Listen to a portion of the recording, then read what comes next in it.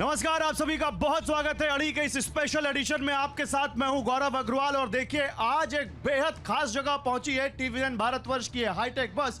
आप कह सकते हैं वो चलता फिरता स्टूडियो जिसमें हम बात करते हैं उस लोकसभा सीट की जहां पर यह बस होती है। और आज की जगह इसलिए बेहद खास है क्योंकि यह है झारखंड का जमशेदपुर, टाटा नगर कहलाता है, लेकिन यहां के लोग नेशनल मुद्दों पर भी अपनी पूरी पकड़ रखते हैं। देखिए, अरविंद केजरीवाल यहीं पर अब से थोड़ी देर पहले आए हुए थे। हेमंत सोरेन के समर्थन में, जेएमएम कैंडिडेट के समर्थन में उन्होंने एक बड़ी रैली की है और कहा है कि अगर हेमंत सोरेन को जेल से बाहर निकालना है तो आप इंडिया गठबंधन को वोट दीजिए। अरविंद केजरीवाल ने आज ही एक प्रेस कॉन्फ्रेंस करके दिल्ली में ही गृह मंत्री अमित शाह पर भी एक बड़ा आरोप लगाया है। उन्होंने कहा है कि वो हमारे वोटर्स को पाकिस्तानी कह रहे हैं। देखिए, इस इलेक्शन में हिंदू मुस्लिम आया, मंगलसूत्र आया, इस इलेक्शन में तमाम तरह की चीजें आए, पाकिस्तान भी आया। अब सुनिए अरविंद केजरीवाल ने क्या कहा है यहां पर अमित शाह के उस बयान को लेकर। अमित शाह का बयान भी सुनवाएंगे, जमशेदपुर के लोगों से भी बात करेंगे, लेकिन पहले सुनिए अरविंद केजरीवाल ने क्या कहा। कल अमित शाह जी दिल्ली आए थे। दिल्ली आकर उन्होंने देश के लोगों को अनर्गल गाली गलौज करना चालू किया। उन्होंने कहा कि आम आदमी पार्टी के सपोर्टर पाकिस्तानी हैं। मैं उनसे पूछना चाहता हूं, दिल्ली के लोगों ने हमें 62 सीट 56% वोट शेयर देके सरकार बनाई है, क्या दिल्ली के लोग पाकिस्तानी हैं? पंजाब के लोगों ने हमें 117 में से 92 सीट्स देके सरकार बनाई है, क्या पंजाब के लोग पाकिस्तानी हैं? गुजरात के लोगों ने हमें 14% वोट दिया, क्या गुजरात के भी लोग पाकिस्तानी हैं? गोवा के लोगों ने हमें प्यार दिया, विश्वास दिया, क्या गोवा के लोग भी पाकिस्तानी हैं? पंचायत के चुनाव में देश के कई हिस्सों में आम आदमी पार्टी के पंच, सरपंच, म्युनिसिपल मेयर, काउंसलर चुने गए जगह जगह, क्या इस देश के सभी लोग पाकिस्तानी हैं? तो अरविंद केजरीवाल को सुना आपने, अब आपको वो बयान सुनाते हैं जिसके ऊपर अरविंद केजरीवाल ये पलटवार कर रहे थे। सुनिए गृह मंत्री अमित शाह ने क्या कहा था।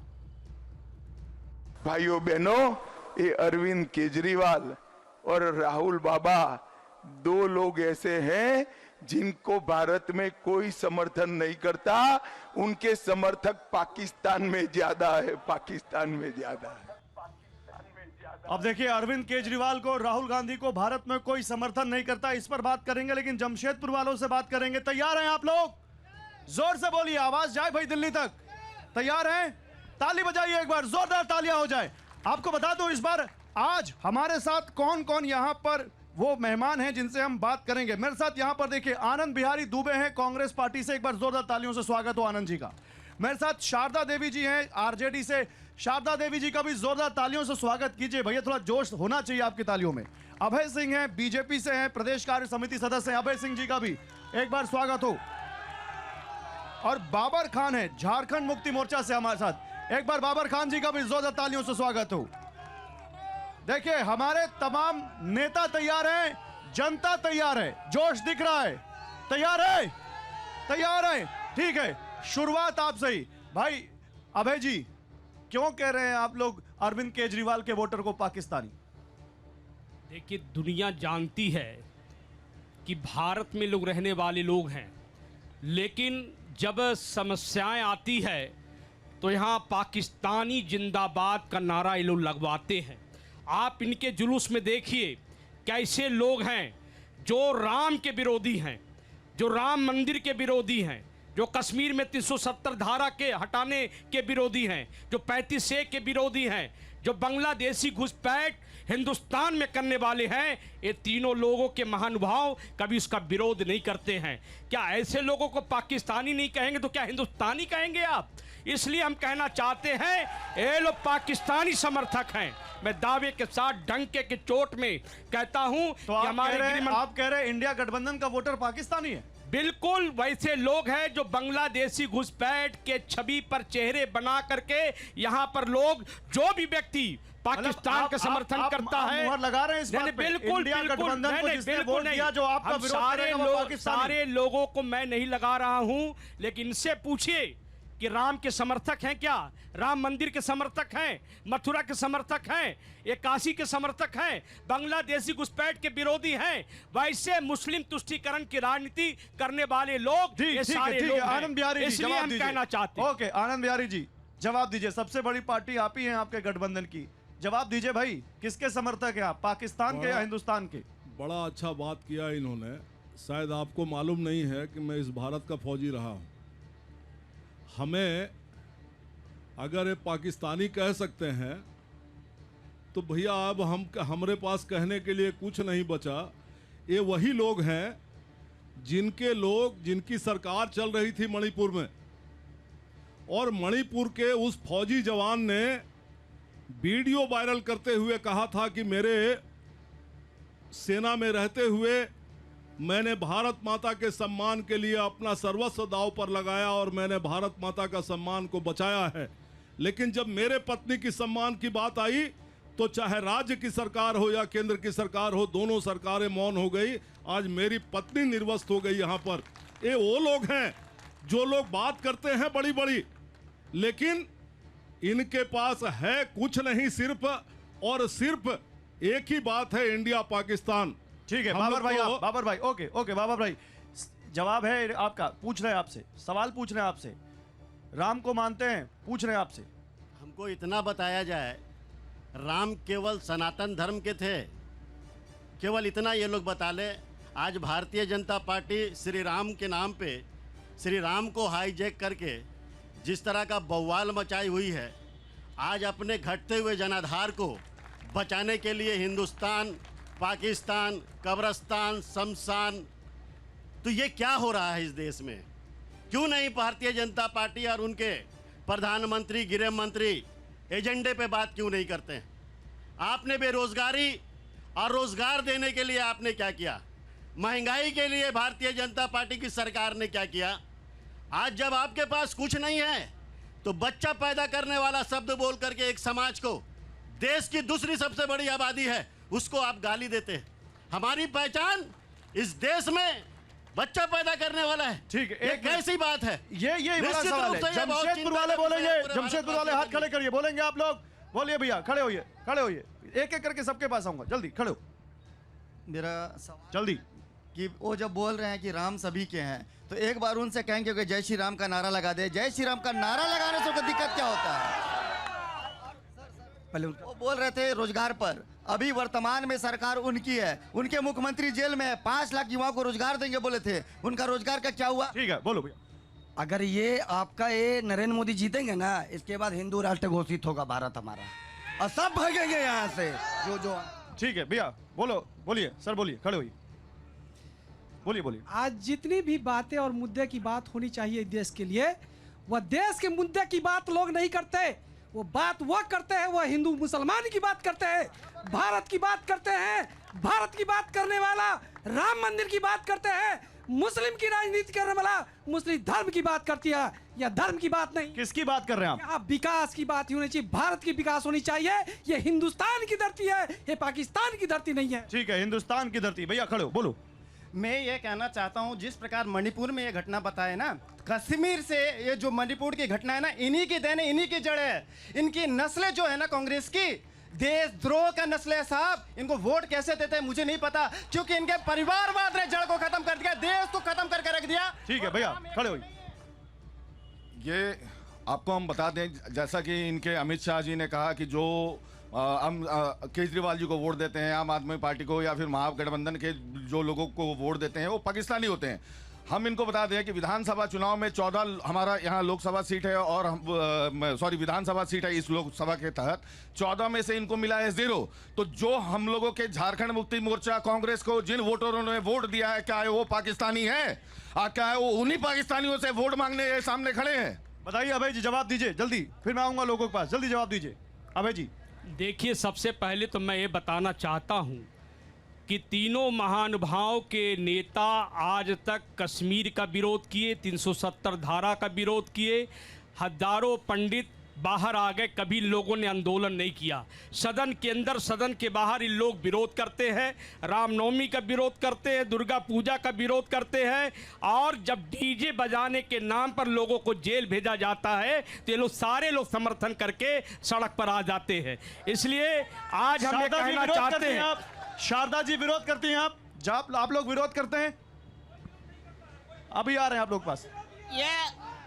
ये बीजेपी जो है उदम हद विरोधी कर दिए हैं।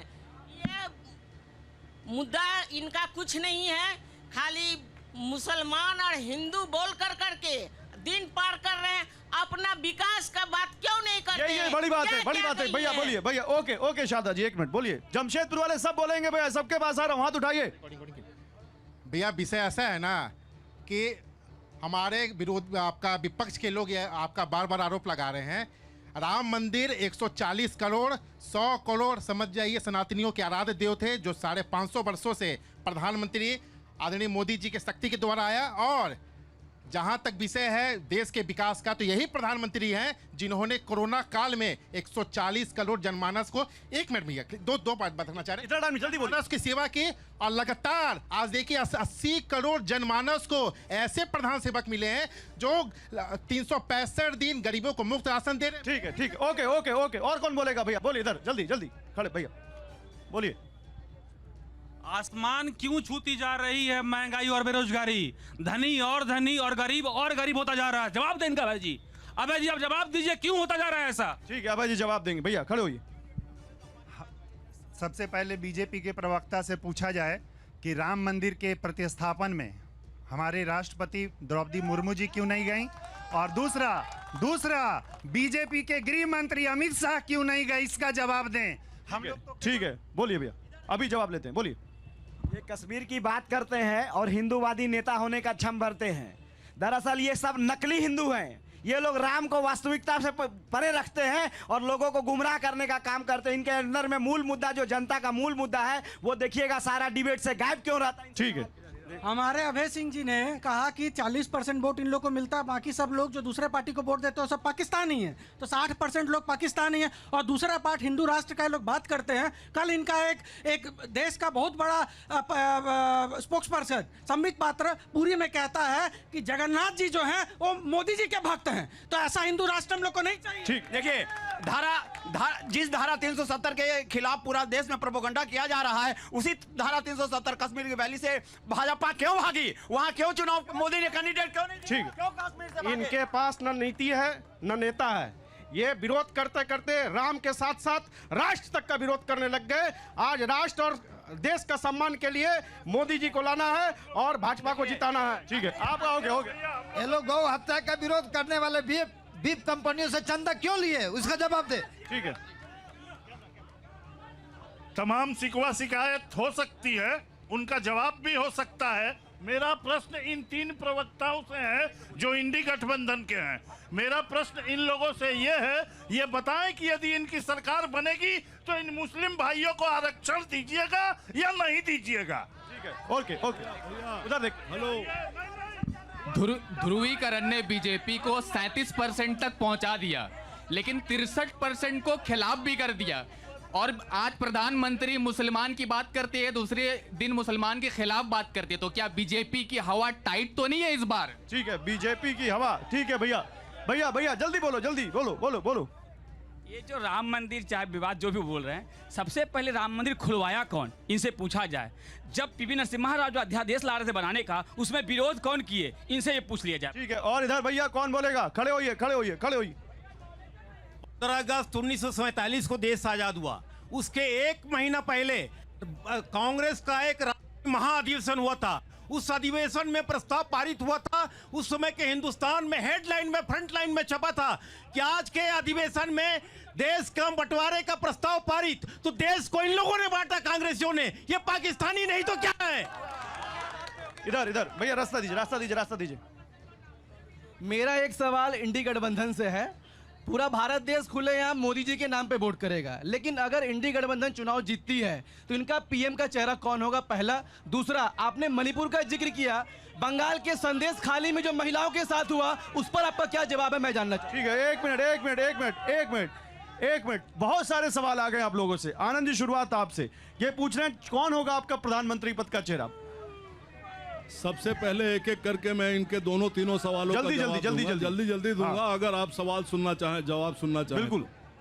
पहली बात, इन्होंने कहा कि ये रामनवमी के विरोधी लोग हैं। अभी अभय जी बोल रहे थे मंच से। मैं यहां खड़ा हुआ एक एक आदमी से पूछना चाहूंगा कि अभी विगत दिनों रामनवमी पार हुआ है और उस रामनवमी का ध्वजा किसने रुकवाया इस जमशेदपुर में, ये एक एक बच्चा बताएगा कि कौन आदमी था जिसने ध्वजा रुकवाया यहाँ जमशेदपुर में। ए भैया, ऐसा कैसा धर्म है कि आप धर्म की बात कर रहे हैं लेकिन आप कह रहे हैं। एक मिनट, क्या कह रहे हैं? बन्ना गुप्ता रुकवाया, बन्ना गुप्ता जब कांग्रेस का मंत्री है वही रुकवाया था। ये डीजे पे इन लोगों ने बैन लगाया था, डीजे में श्री राम का गाना बजते हुए जा रहा था। अभय जी उसी का विरोध कर रहे थे कि नहीं डीजे हमारा बजना चाहिए। ऐसा है ना, एक मिनट, ऐसा है। नहीं, हेलो भाई साहब, वही 10 गो ऐसा कहाँ लिखा हुआ है कि डीजे बजेगा तभी राम मंदिर से रामायण? कभी ऐसा नहीं हुआ है। स्वार्थ की राजनीति, धर्म की राजनीति करने वालों के लिए डीजे चाहिए। राम भगवान तो 14 साल के लिए अपने पिताजी के आदेश पर डीजे क्यों चाहिए?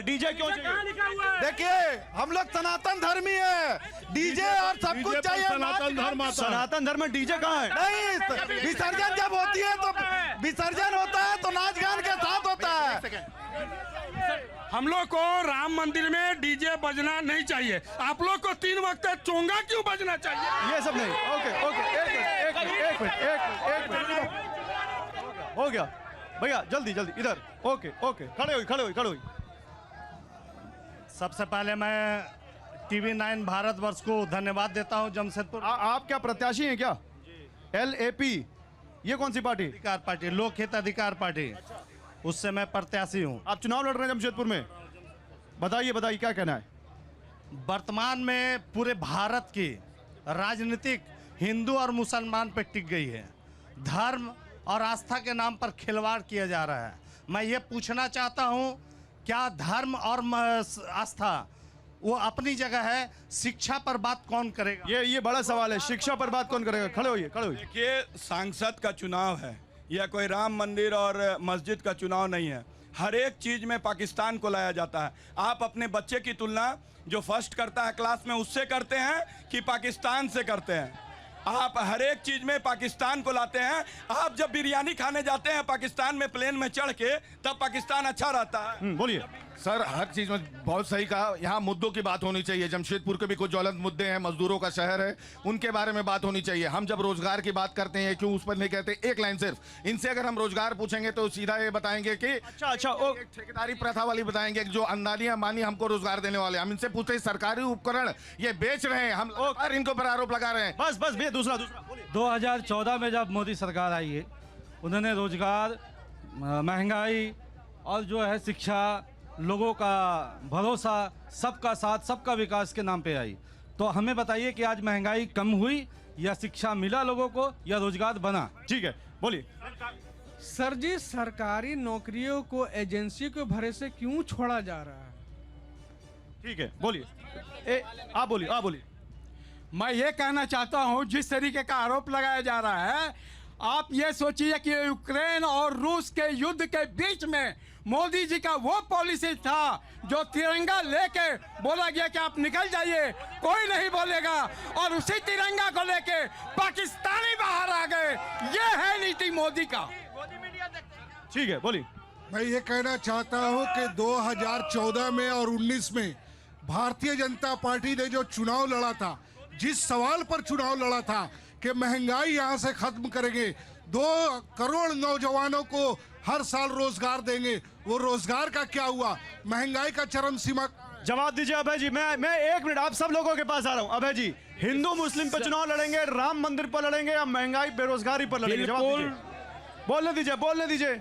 राम मंदिर हमारे आस्था, संस्कृति, संस्कार, विचार, कार्य, उद्देश्य, योजना और हमारे अध्यात्म का और हिंदुस्तान का कण-कण का एक अंग है जिसे नकारा नहीं जा सकता है। पहला प्रश्न मैं आपसे गौरव जी चुनाव में पाकिस्तान क्यों आ रहा है भाई? बिल्कुल, पाकिस्तान हमेशा जन्म काल से हिंदुस्तान के खंड खंड पर अपने आतंकवादी विरोधी नीति को अपनाता रहा है, और ऐसे लोग, ये तीनों लोगों की पार्टी हमेशा समर्थन करती रही है। इसलिए राम नहीं तो हिंदुस्तान नहीं। ठीक है, हम आपसे एक मिनट जमशेदपुर वाले ये बताएंगे कि जमशेदपुर में मुद्दा क्या है। 1 मिनट रुकिए, सुनिए। आप सब लोगों के पास आ रहा हूं। अरे मेरी बात सुनिए। अब एक आदमी के पास आऊंगा, सबको बोलना है जमशेदपुर में वोट किस मुद्दे पर पड़ेगा। बोलेंगे आप लोग? बोलेंगे? एक एक आदमी बोलिए सर, आप बोलिए। भाई साहब, वोट किस पर पड़ेगा? यहाँ पर 10 सालों से बीजेपी की सरकार की माननीय रघुवर दास यहाँ के मुख्यमंत्री थे। बगल में केबल कंपनी है, वो आज तक नहीं खुलवा पाए। 86 बस्ती का मुद्दे को लेकर के वो चुनाव में गए, 86 बस्ती को लेकर के देश की जनता को बरगलाने का काम किया, मगर 86 बस्ती आज भी नहीं बन। ठीक है, बोलिए। आप प्रत्याशी हैं? मैं आप चुनाव लड़ रहे हैं। बताइए। आपका मुद्दा क्या है? मेरा मुद्दा शिक्षा है। मेरा सवाल है कि राष्ट्रपति हो या भंगी का संतान, सबको शिक्षा एक समान शिक्षा क्यों नहीं दी जाती? ठीक है, बोलो भैया। यहाँ के मुख्यमंत्री जेल में, यहाँ के मंत्री जेल में भी आप देखे होंगे कि कितना पैसा निकल रहा, पहाड़ों से निकल रहा पैसा। उसका मुख्यमंत्री का प्रतिनिधि जेल में इतना पैसा आ रहा है, यहाँ के राज्यसभा सांसद का। ठीक है, बोलिए। 37 करोड़ आपके कांग्रेस के पार्टी से और वो भी मंत्री के से 37 करोड़ रुपया घोटाला पकड़ा था। 1.5%। इधर जल्दी। आप लोग बोलते हैं कि पाकिस्तान को नहीं लाना चाहिए, जब आतंकवादी मारते हैं तो राहुल गांधी या सोनिया गांधी क्यों रोती है? ठीक, एक मिनट सर, आप बोल चुके। इधर खड़े होइए सर, आप खड़े होइए। सर, आप सीनियर सिटीजन हैं। जमशेदपुर में मुद्दा क्या है? जल्दी। जमशेदपुर के 2 मुद्दे पर हम बात करेंगे, 2 एक साथ। हम सारे प्रतिनिधियों से हम जानना चाहते हैं कि आज लोकतंत्र का पर्व हम लोग मना रहे हैं, जमशेदपुर में लोकतंत्र क्यों नहीं है? जमशेदपुर में लोकतंत्र नहीं है? थर्ड वोटिंग राइट नहीं है, सुप्रीम कोर्ट का आदेश है। आखिर क्यों नहीं? यहाँ पर म्यूनिसिपल कॉर्पोरेशन है, लोगों को थर्ड वोटिंग राइट नहीं है, पूछ लीजिए सबसे। और सभी के सब लोग इसके विरोधी हैं, कोई आंदोलन नहीं करता इसके लिए। ठीक है सर, खड़े होइए, आप बोलिए। सर, मुद्दा क्या है? जमशेदपुर में किस पे वोट पड़ेगा? हिंदू, मुसलमान, राम या फिर विकास, किस पर? देखिए, ये दोनों लोग थक गए हैं और हमारे युवाओं को दिग्भ्रमित कर रहे हैं। मैं अपने युवाओं से आह्वान करना चाहूँगा कि आप जो है ना, बहुत ठंडे दिमाग से इनकी उतावलापन में आप बह मत जाना, क्योंकि इनका टारगेट है आपको लड़ाना, आपको भटकाना। जमशेदपुर में, पूरे जमशेदपुर में मुद्दा है, केबल कंपनी अभी दशकों से बंद पड़ा है, जिसके लिए कोई भी यहाँ का राजनेता प्रयास नहीं करता। ये लोग बात नहीं कर रहे, स्थानीय कोई नहीं भटकाता, कोई बात नहीं कर रहे। ठीक है भैया, आप बोलो। मैं ये कहना, मुद्दा क्या? जल्दी। मुद्दा ये है कि अभी हमें और तेजी से विकास करना है। ठीक है, और तेजी से विकास। मैं यहाँ का उम्मीदवार हूँ। आप उम्मीदवार हैं? मैं किरण छापर में चुनाव लड़ रहा हूँ, मजदूर का प्रतिनिधि हूँ। आज तो काफी प्रत्याशी आए हैं। चारों प्रतिनिधि से पूछना चाहता हूँ, जमशेदपुर में मजदूरों के वो हालात है, सब दहशत में। यहाँ पर न्यूनतम मजदूरी मजदूरों का लागू नहीं है। मैं 3 महीना से धरना दे के बैठा हूँ टाटा कंपनी टेल्को के गेट पर कि मजदूरों को 24 घंटा काम लिया जाता है और मात्र 370 रुपया में काम लिया जाता है। कौन जवाब देगा? पूछे। ठीक है, इधर भैया बोलिए। बाबा, आप बोलिए। जमशेदपुर मजदूर नगरी है और यहाँ 10 साल से विद्युत वरण महतो पार्लियामेंट के सदस्य रहे हैं। केबल कंपनी बंद हो गया, बगल में रघुवर दास थे, टायो कंपनी बंद हो गया, नौजवान मजदूर बेरोजगार हो रहा है। आज मजदूर भीख मांगने पर मजबूर हो रहे हैं। इसलिए हम लोग चाहेंगे कि जो हमारा नेता मजदूरों के सवाल पर, नौजवानों के सवाल पर, महंगाई के सवाल पर, बेरोजगारी के सवाल पर जो आवाज उठाएगा पार्लियामेंट में, हम उसको चुन कर भेजेंगे।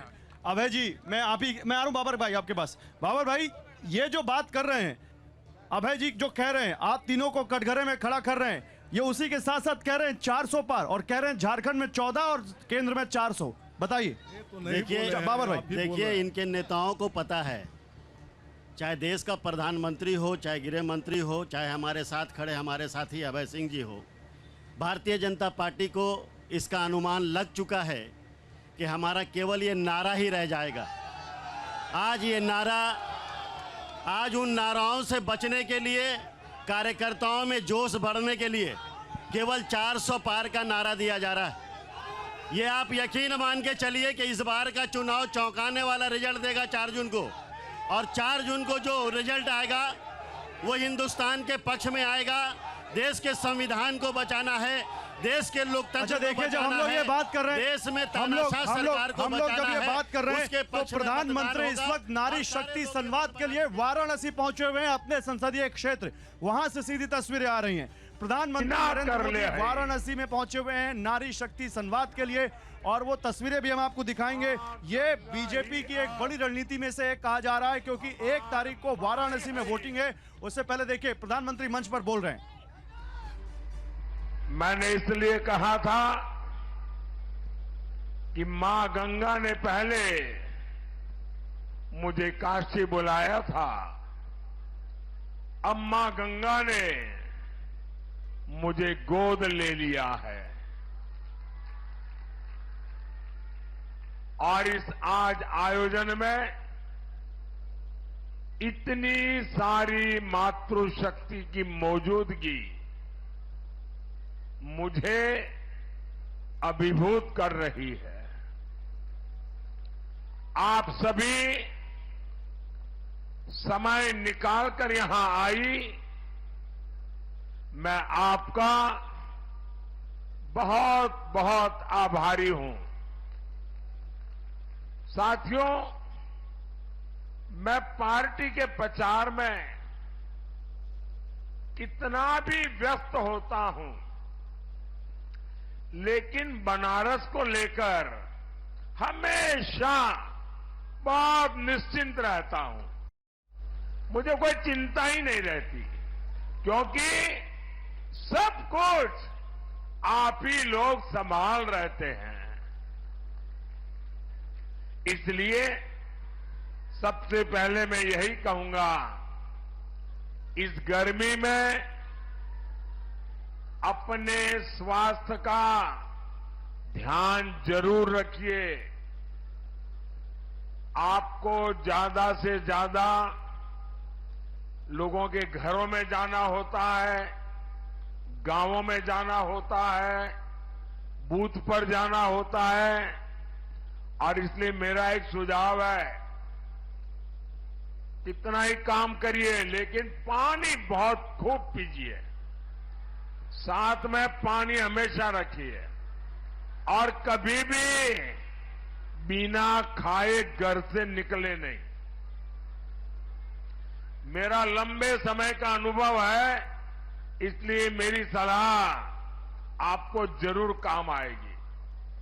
माताओं बहनों, बीते 10 साल में पहली बार सरकार की नीतियों से लेकर निर्णयों तक हमारी माताएं, बहनें, महिलाएं केंद्र में आई हैं। इस पर उतनी चर्चा भले ही न हुई हो, लेकिन ये भारत की सक्सेस स्टोरी का एक बहुत बड़ा फैक्टर है। आप बताइए, जब घर आपके बिना नहीं चलता तो देश आपके बिना कैसे चल जाता? ये बात 60 वर्षों तक सरकारों को समझ ही नहीं आई। कांग्रेस सपा की सरकारों ने महिलाओं के साथ क्या किया?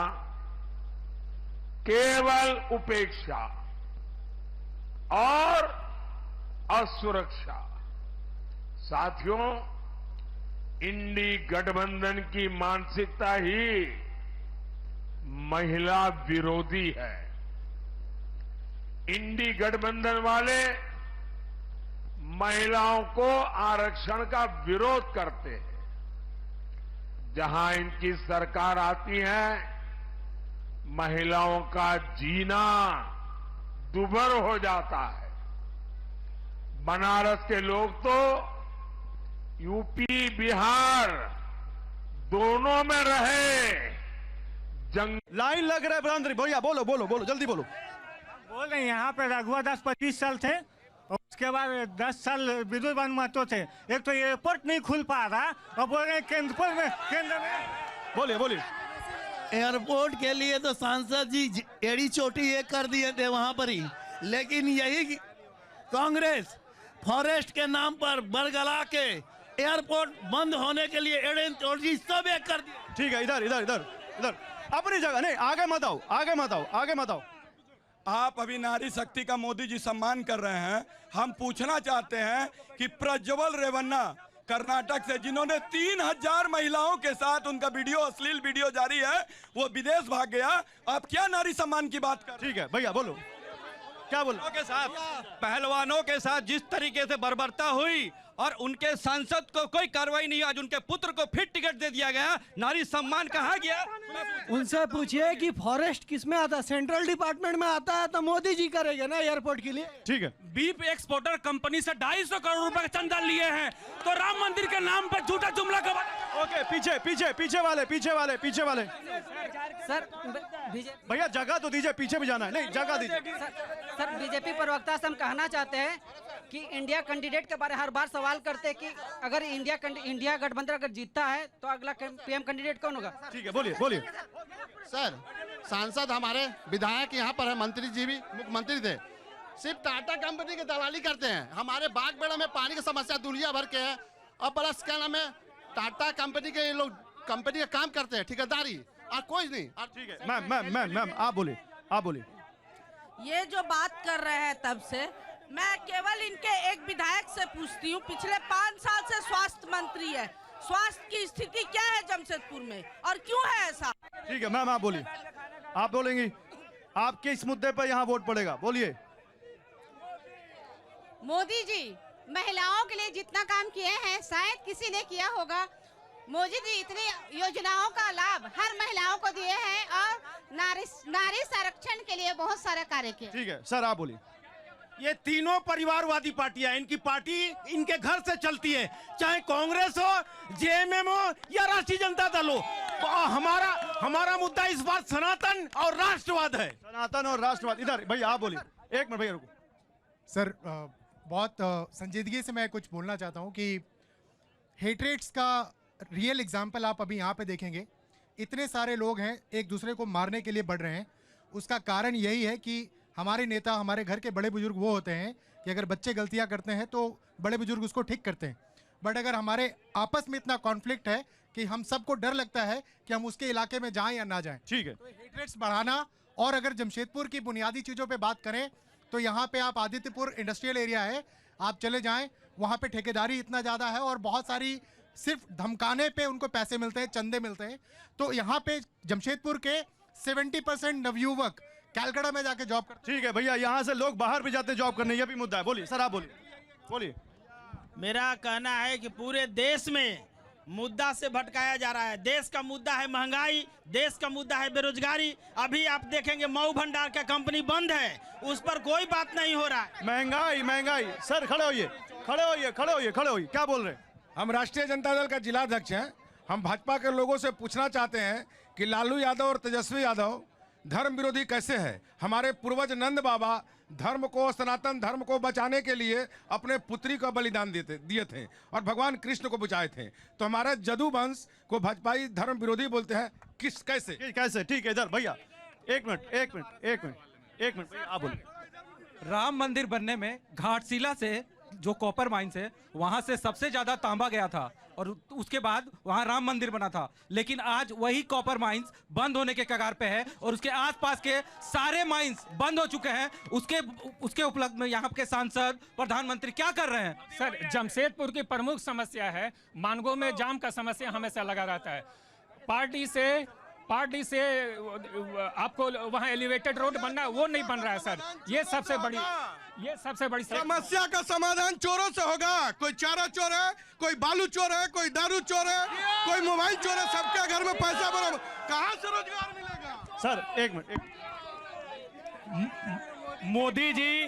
मोदी जी और भाजपा 2014 से अभी तक सुबह से शाम तक जिस नेता पे आरोप लगाते थे, करीब 90% अब भाजपा में है। अब तो विकास होना मुश्किल है, तो कम से कम मोदी जी का ये लास्ट टेन्योर है, कम से कम दरिया दिल दिखाए, 56 इंच का सीना है, 2 करोड़ रोजगार का वादा पूरा करे। ठीक है, एक मिनट सामने इनसे पूछिए, जिनको वो चोर कहते हैं वो इनके पार्टी में आते हैं, सत्यवादी हरिश्चंद्र कैसे हो जाता है? यहाँ तक ये चोर रहता है। इनसे पूछिए। लूट रही खनिजों की अब तक जिम्मेदार कौन है? इसका भी सवाल किया जाए। झारखंड सदियों से लूटता हुआ आया। सर शायद आपको ये जान के आश्चर्य होगा, जिसको आपने आज प्रवक्ता बनाया है भारतीय जनता पार्टी का, माननीय श्री अभय सिंह जी को, वो भी 5 साल पहले हमारे साथ ही मोदी के खिलाफ में खड़े थे। ताकि लोग सर मैं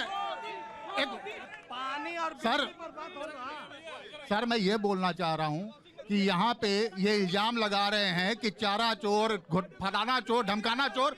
इसी विधानसभा में जो इस समय विधायक, उन्होंने इनके आरोपों की एक किताब छापी है जिसका नाम है रहबर से लेकर राजधानी तक। क्या आरोप लगाएंगे? ठीक है सरदार जी, मोदी मोदी के नारे लगा रहे, कुछ बोलेंगे? मंत्री क्यों भीतर है, थोड़ा पूछिए।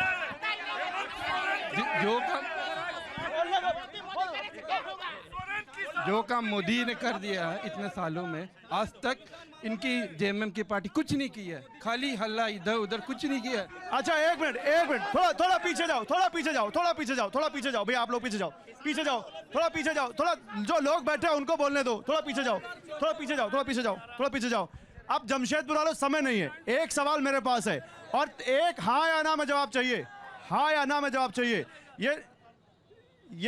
ये कह रहे हैं 400 पार, ये कह रहे हैं कुछ नहीं, 400 पार नहीं, हाँ या ना? 400 पार, हाँ या ना?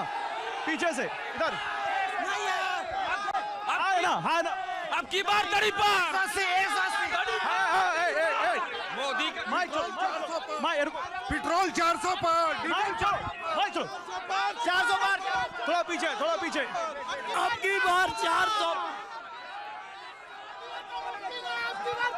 एक एक करके बार तड़ी पार। पकड़िए 400 पार। जय श्री राम। 400 पार, अब की बार 400। भैया दोबारा जमशेदपुर नहीं आएगा। ये डिबेट का तरीका नहीं है। एक मिनट रुके, देखिए जो सर हाँ है ना, 400 पार सवाल, 400 पार तो होना ही है। 400 पार, 400 हाँ है ना? 400 भाषण नहीं, हाँ है ना? एक सेकंड, नो हाँ है ना? 400 पार, 400 पार, 400 पार भैया। थोड़ा पीछे जाने दी। 400 पार सर, 400 पार। चलिए तो इसी मुद्दे पर एक मिनट रुके, पकड़े मत। देखिए यही है जमशेदपुर में लोगों से बात करते हुए, यहीं पे हम बात कर रहे हैं जमशेदपुर में क्या होगा। आप लोगों का जोश देख लीजिए, समझ में आएगा जमशेदपुर के चुनाव में कितना करंट है। आप सभी लोगों का बहुत शुक्रिया, थैंक यू।